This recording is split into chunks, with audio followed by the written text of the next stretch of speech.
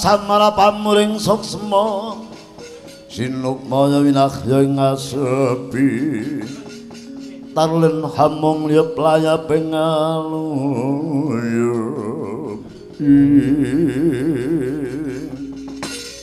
wah Mbak Yuku Salindri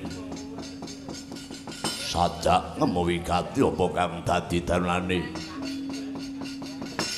tak jarwani ning kuwi aja nesu Yai Balawa. Iya, ora dadi kowe pangopo. Wanguning awake dhewe kudu nyingkir saka kene dhisik mengko tak jarwani. Upama ning kene.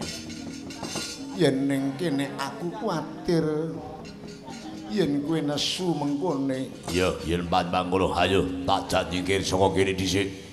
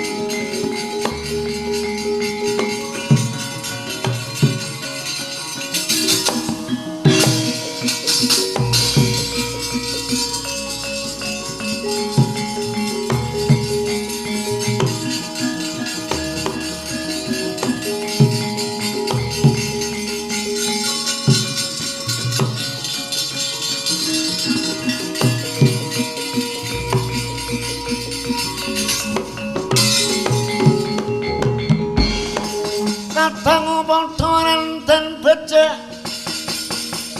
besok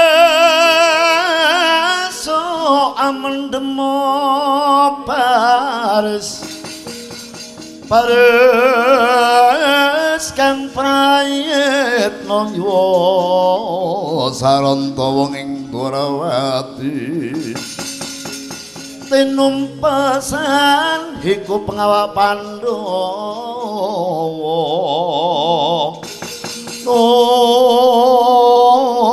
ora urung dadi mungsuh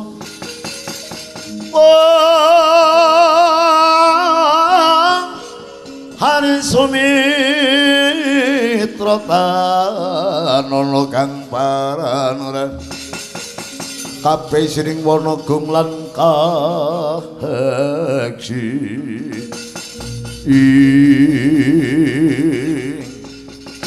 ya jagat dimangestu karana ora jagat wasane ngoponoro yen ora kleru panduluku ora kleru panyakra bawaku iki kaya nalindring widarba Prabu Sarma adalah Prabu Sarman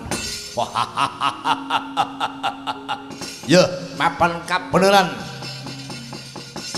Prabu Majapati kene margane pati manuta bakal bondo Pak Pakun leboke pakunjaran Negara Ngastina sabab wektu dina iki aku dadi srayaning sinu kok Prabu Duryudana ing Ngastina waton tak kedhepake ora ilang mangsa karo sliramu mangsa ngupadi banyu mapan wektu dina iki bakal tak untepake marang kaswarganmu sedeng bobotmu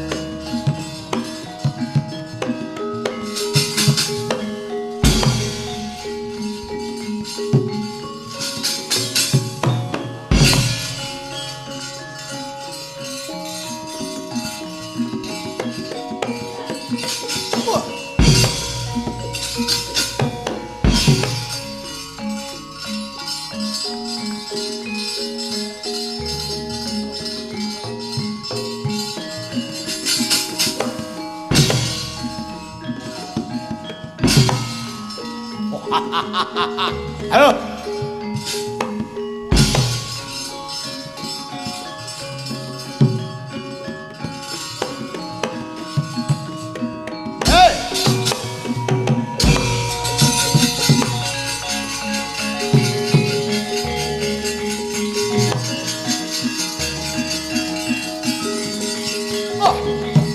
Lakada kendame.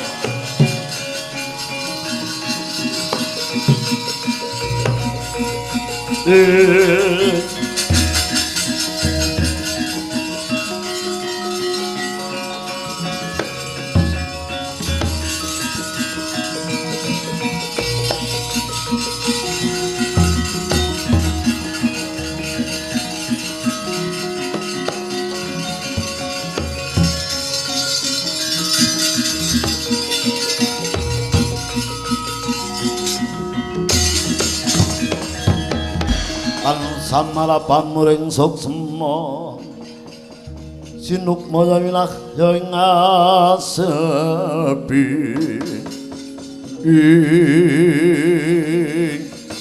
Prabu Matsumati ayo kowe budi tak sembadani bongla rampungi wis kelakon tak telikum para daging sambata Yayi Susarman Kakang Susarmo piye dicepake kereta iki Prabu Sang Prabu dilarang karo kereta.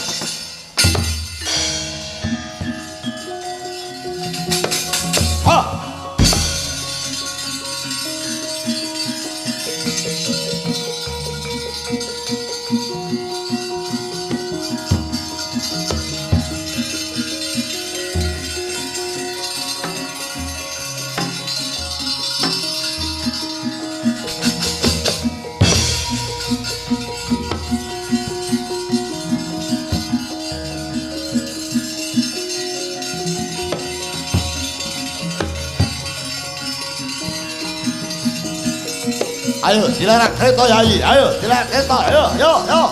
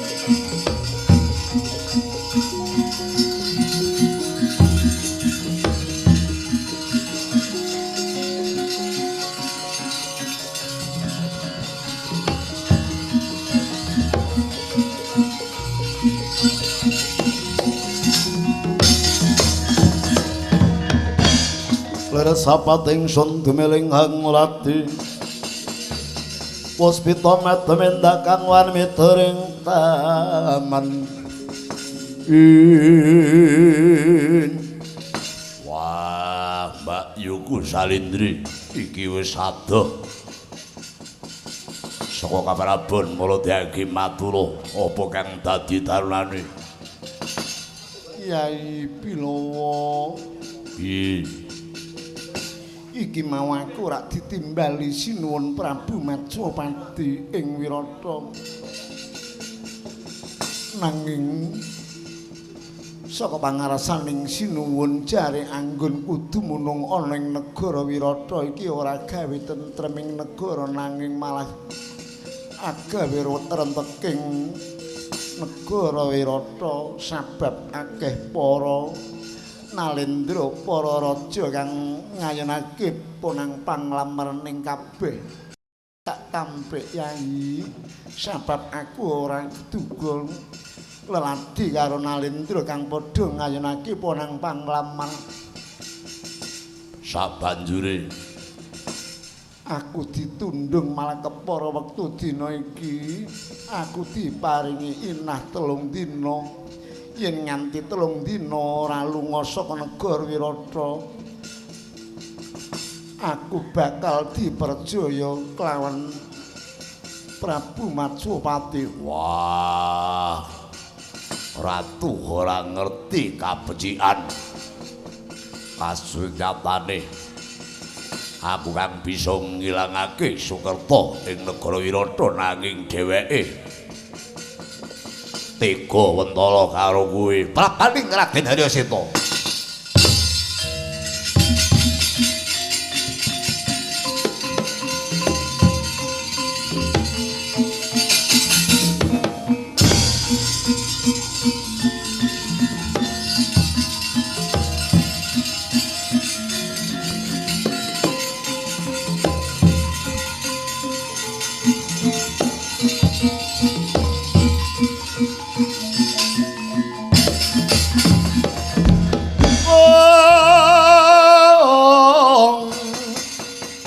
Yatlang ning kalanjana glara pandan moncarang Tindon lir kakolang surum soroti tanpa adang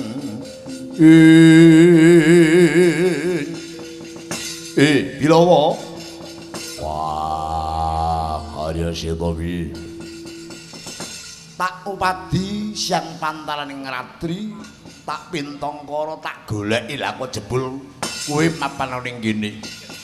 iya iki karo Mbak Yuku Salindri ora pari gawe apa sajak ngomong wigati Ngene Bilawa wektu dina iki negara Wirata ketekan parang muka. ya ben Lho kok ya ben piye? Iki ndadekake sumrukmu Kanjeng Rama Prabu. Anggoning magut yudha kasoran malah kepara. Wektu dina iki Kanjeng Rama dilarak karo kreta tulungana. Bilawa ora sudi dilarak ya ben sabab Prabu Majapahit ora duwe mesake karo wadon katitik nundung karo Mbak Yuku Salindri. Lho engko dhisik. Kuwi bener kang dadi aturing Salindri nanging kabeh mau ya lamun sira bisa nglukari saka panandhanging Kanjeng Rama, aku kang saguh njalukake ngapura malah kepara. Apa kang dadi panyuwunmu aku kang bakal minangkani. Apa bisa tak ugemi sakabeh ngaten. Ya, yen pancen kowe ora percaya, aku saguh dadi bantenmu. Yen panjenengan kula tak belani Prabu Majapahit.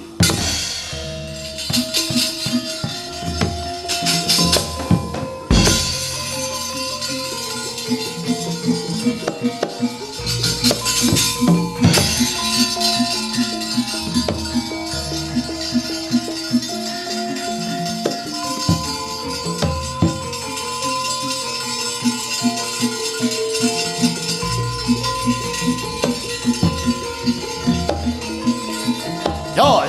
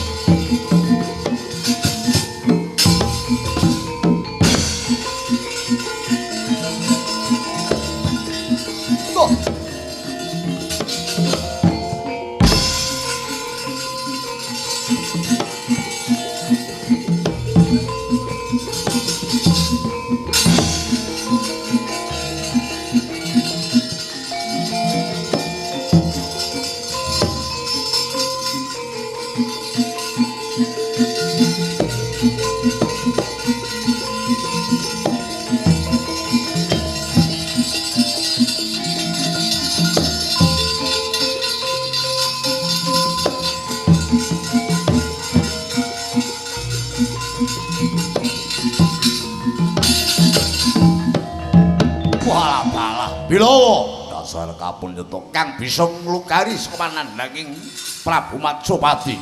Ya dasar kapunyata ora minggat saka Wirata aja takon dosa.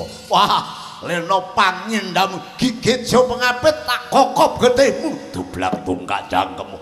Wah! Wah! Ah!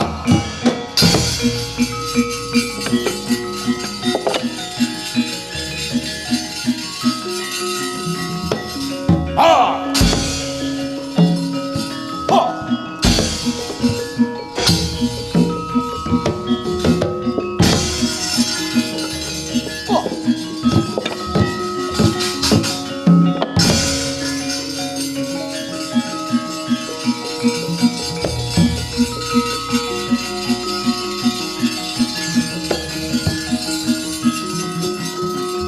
Wih, Kakang Prabu Sarwa tak belani.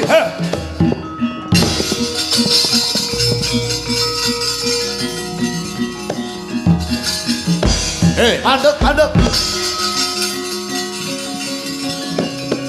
Wah. Ha.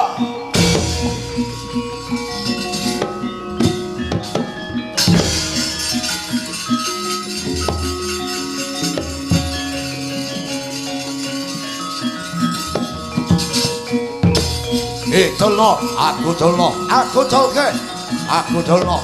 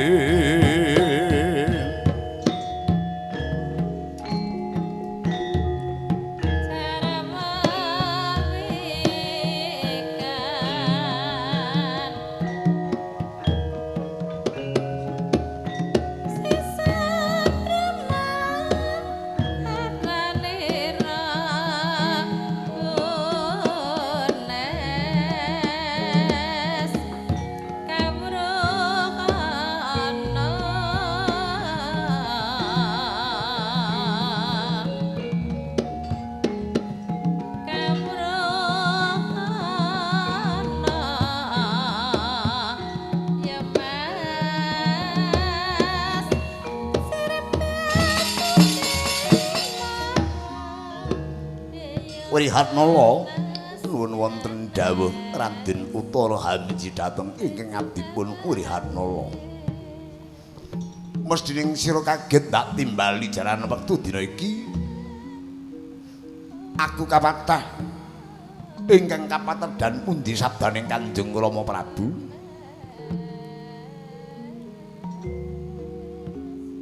Kinen madeg suraning driya dadi senopatining perang. Ngundurake para sata Kurawa. Lajeng kersanipun Raden Utara kados pundi?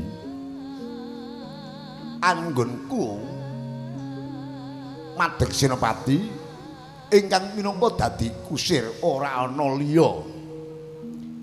Ingkang dadi gegebenganing adiku mung kajaba jeneng sira. Kowe saguh apa ora? Injih. Kula menika namung adapur.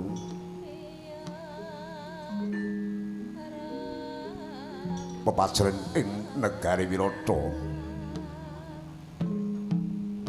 Boten badhe suwala awit kula menika mung batur. Yen pancen mangkono, yen sira saguh, ayo enggal mapan ning pagedhokan. Sira minangka dadi kusiring kreta ning Senopati. Lho nggih ngestakaken dawuh suawi kula dherekaken.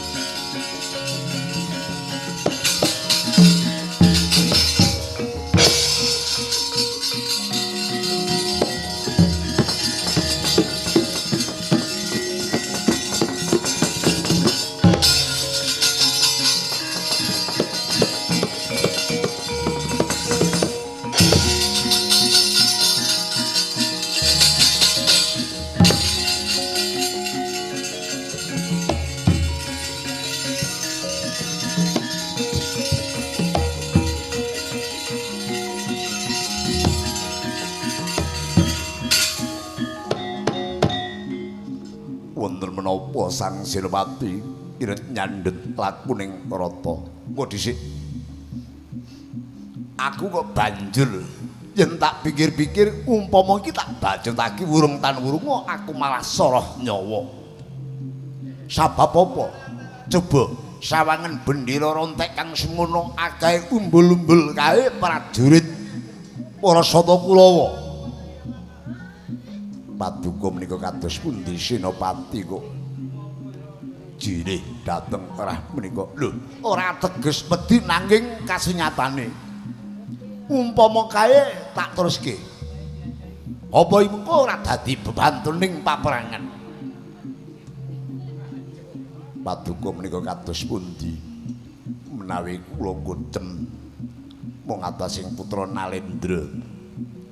Ewa semanten sumerep semanten kathahipun prajurit paduka jirih. Lho, kok dhisik kok malah nyalahke aku iki karepmu kepiye? Apa kowe wani lamun sira dadi Senopati?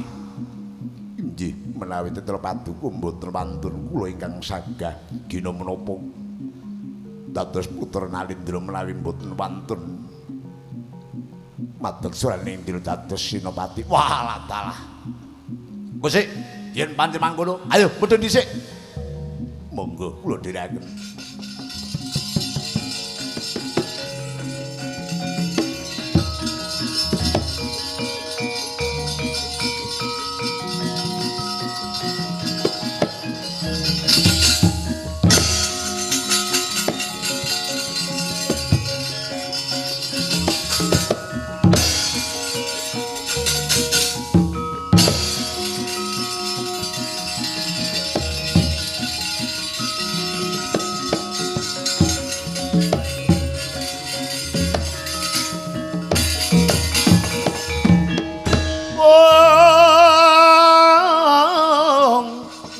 Nyotlarat saking godha sang guru kula yen tan mutusa sang Sri Wirihan Nala. Nun wonten dawuh Raden Utara. Apa bisa tak ugemi sakabeh ngaturmu lamun kowe saguh dadi Senopatining perang. Namung kula darbi panjuwun menawa paduka saguh. Darbi panjalu apa? Menawi kula ingkang dados Senopati paduka kedah dados kusir kula. Lho, kok dhisik? Aku iki anak ratu kok mung dadi kusir iki kepiye? Kantun purun napa mboten menawi mboten kersa kula inggih mboten badhe matik dados Senopati ning perang. Walah dalah. Yo, yen pat mangkono arep kepiye wae? Tak saguhi, aku saguh dadi kusirmu. Menawi mekaten monggo dipun ayati matur suraning diri wonten palagan. Ayo tak dherekke.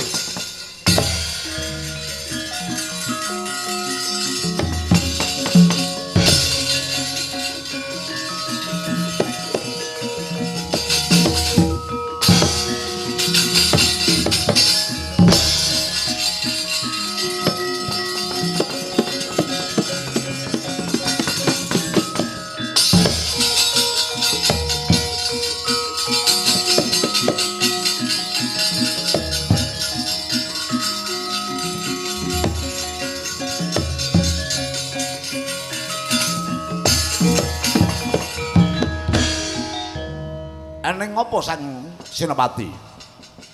Mangkir biyen menika wonten ardi ageng. Rata kula aturi nglampahaken wonten ngandhapipun warksa ageng menika. Lho, kok sik iki jan-jane wani apa ora? Wong ngatasi Senopati kok malah kon lumar oning sak ngisore wit gedhe kae iku piye mengko karep apa? Senopati menika nang hamurba dhateng Purba. Walah dalah. Yo, yen pancen mangkono, ayo. Tak lakokne oning ngisore wit gedhe kae.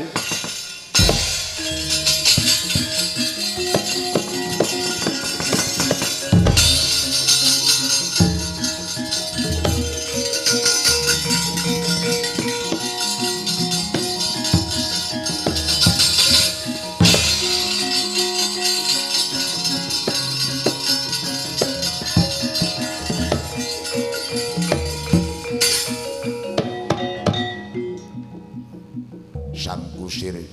Piye Sang Senopati? Monggo kula aturi ngingak wonten ing inggil menika wonten menapa? Lho. Sak ndure pangkae ana mori putih. Apa kae? Monggo kula aturi mundhut wontenipun mori putih ingkang mapan wonten sak ngiling pang punika. Lho kok sik. Lho aku iki anak ratu mbok kon penekan wit gedhe iki piye? Urun menapa mboten paduka menika namung sipatipun kusir kedah manut dhateng Sang Senopati. Walah talah. Ya. Kok diston temen uripku. Ya wis tak peneke wit gedhe kae. Abot-abote. Napa purbaning Sang Senopati. Wis tak peneke wit gedhe iki. Tak jupuke mari putih kae.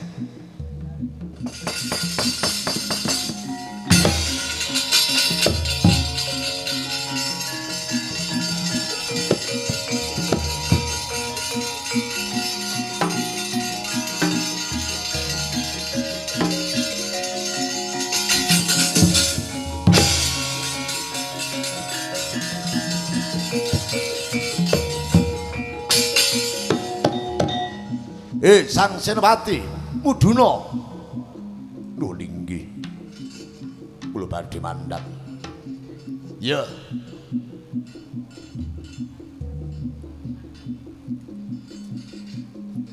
Sang Kusir. Piye Sang Senopati?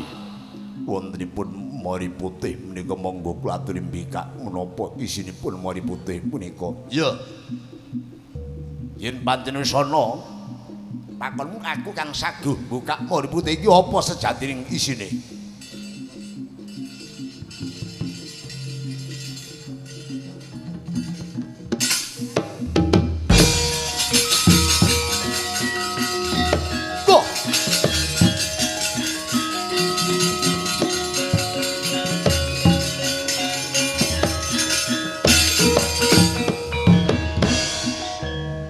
Kok dhisik bareng mori putih tak buka kok jebul isine iki pusaka Arda Dedali kelawan Kiai Pasopati. Mongko ingkang kagungan Arda Dedali kelawan Pasopati kuwi mung putuku Permadi.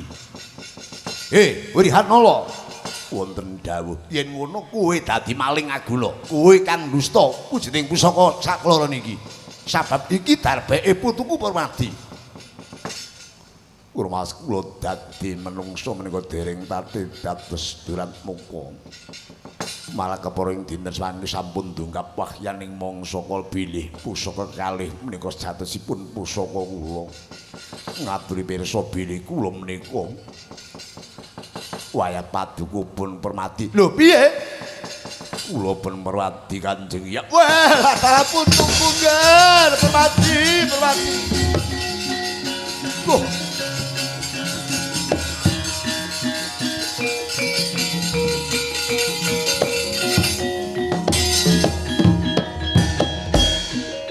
Nalar-nalare kepiye iki?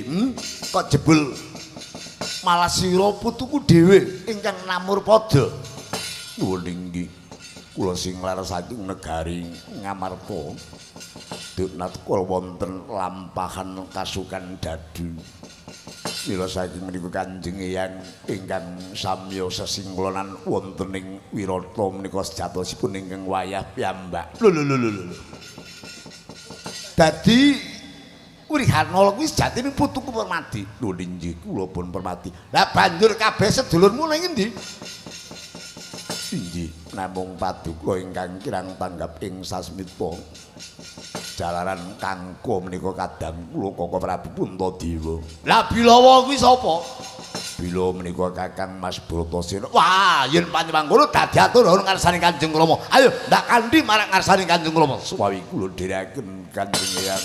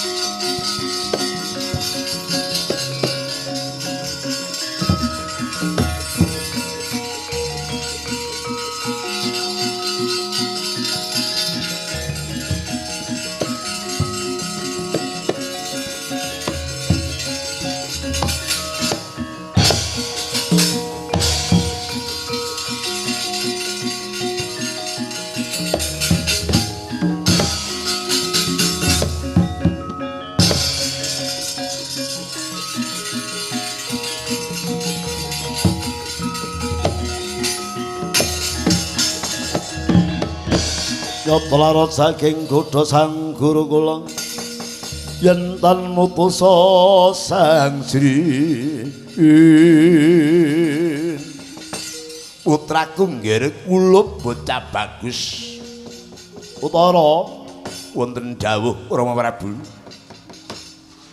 kepiye kabar usanane anggonmu ngundurake sakabing prajurit Sata Kulawa inggih Kanjeng Rama berkah pangestunipun Kanjeng Rama ingkang saged ngunduraken boten ingkang putra namung menika salah satunggalipun abdi ingkang mapan wonten negari Wirata. Lho, sapa iki?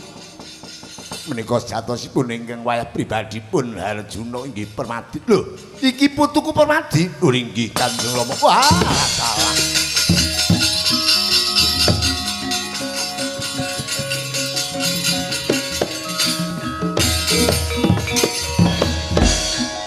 Lah kok jebul kabeh-kabeh padha ning kene Permadi. Nuwun sekatimbalan Kanjeng Eyang. Yen ngono sira kang bisa ngundurake kabeh para prajurit Sata Kurawa kae.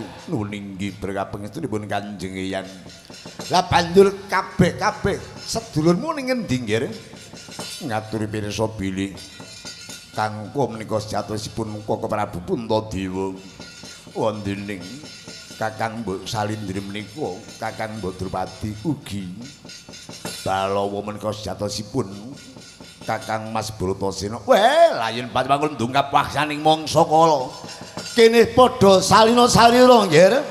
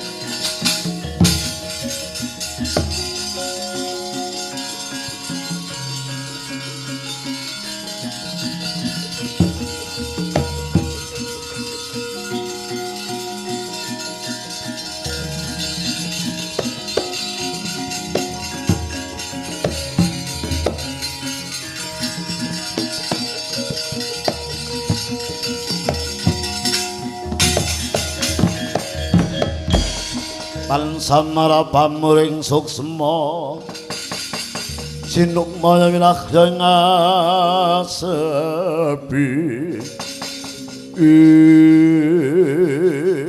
Wala ora nduga mono ora nyono babar pisan kabeh-kabeh anggoning sesingulanan